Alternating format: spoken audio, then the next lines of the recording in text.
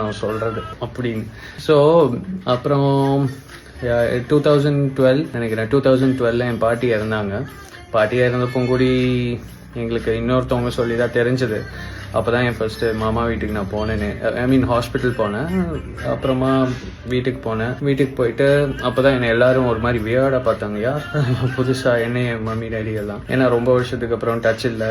புதுசாக கல்யாணம் பண்ணி ரிலீஜியன் மாதிரி இன்னொரு அவங்க வீட்டுக்கு திருப்பி போகும்போது அங்கே சொந்தக்காரங்களாம் ஒரு மாதிரி பார்ப்பாங்க. அந்த இதெல்லாம் நடந்தது. அப்புறமா ஒரு 6 monthsலேயே என் தாத்தாவை இறந்துட்டாரு. ரொம்ப கஷ்டமாக இருந்தது. சரி, ஓகே, என்ன பண்ணுறது. அதுக்கப்புறமா நான் விட்டுட்டேன் கொஞ்ச நாளாக. சரி, நான் ரொம்ப நாளாகவே வந்து என் மம்மி டேடி வந்து சேர்த்து வைக்கணும் நான் சின்ன வயசுலேயே. ஏன்னா இப்போ ஒருத்தவங்க கூட வந்து ஒரு பிரச்சனை ஆயிட்டு அவங்க கிட்ட பேசாமல் இருந்தால் அது ஓகே. பட் வந்து எனக்கு என் டேடி மம்மி சைடு ரிலேட்டிவ்ஸ்க்கு எந்த ஒரு பிரச்சனையும் இல்லை. ஏன் நம்மக்கிட்ட பேச மாட்டேங்கிறாங்க, நம்மளா போய் பேசுவோம் அப்படின்னு சொல்லி நம்ப மாட்டீங்க. 2009 நான் ட்ரை பண்ணிட்டு இருக்கேன் மம்மி டேடி எல்லாம் சேர்த்து வைக்கிறதுக்கு. பட் ஒர்க் அவுட் ஆகலை. அண்ட் ஒரு 3 years முன்னாடி என்ன ஆச்சுன்னா, சரி, ஓகே, ஒரு ரம்ஜான் டைம் பள்ளிவாசல் ப்ரேயர் முடிச்சுட்டு நான் வந்து யோசிச்சேன், என்னடா நம்ம இப்படியே இருக்கோம், ஏதோ ஒன்று பண்ணணும், எல்லாத்துக்கும் வயசாகுது. ஏன்னா என் தாத்தா பாட்டி போனதுக்கு அப்புறம் தான் டெத்துனா என்னன்னு எனக்கு ஒரு இது வந்தது. போனால் அவ்வளோதான், வர முடியாது அப்படின்னு. அப்புறமா சரி, ஓகே அப்படின்னா மாமா வீட்டுக்கு போனேன். பெல் அடிச்சாங்க. என் பெரியமா அத்தை வந்தாங்க. யாருப்பா நீ? ஏன்னா 10 years ஆச்சு அவங்க பார்த்து, தெரியல.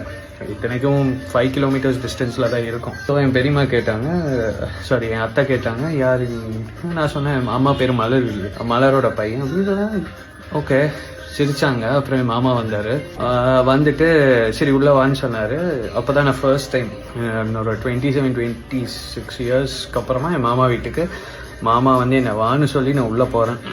உள்ளே போயிட்டு உன் பேர் என்னன்னு கேட்டார். என் தாய் மாமா உன் பேர் என்ன கேட்டார். என்னோட ஃபுல் ஹிஸ்ட்ரி எல்லாமே கேட்டார். என்ன பண்ணிட்டு இருக்க, எங்கே இருக்க, தங்கச்சி பேர் என்ன, எல்லாமே கேட்டார். அப்புறம் நான் ஒரு 1 week அப்புறம் என் தங்கச்சி கூப்பிட்டு போனேன். என் தங்கச்சி பேர் நவரினை கூப்பிட்டு போனேன். I was okay. ஸோ சொன்னார், நீங்கள் 2 பேரும் எப்போ வேணாலும் வரலாம் அப்படின்னு சொன்னார். அதுக்கப்புறமா ஒரு 2-3 அப்புறம் நான் அடிக்கடி போக ஆரம்பிச்சேன். ஏன்னா என் மாமா வந்து அத்தையும் நான் இவ்வளோ நாள் மிஸ் பண்ணேன், இனி நான் மிஸ் பண்ணக்கூடாது அப்படின்னு சொல்லிட்டு நான் எப்பப்பெல்லாம் ஊருக்கு போகிறேனோ அப்பப்பெல்லாம் என் மாமா வீட்டில் போய் பார்த்துட்டு வந்தால் எனக்கு ஒரு ஓகேவாக இருக்கும். ஏன்னா தாய் மாமா இல்லை. ஸோ அதுக்கப்புறமா நல்லா போயிட்டு இருந்தது. அதுக்கப்புறம்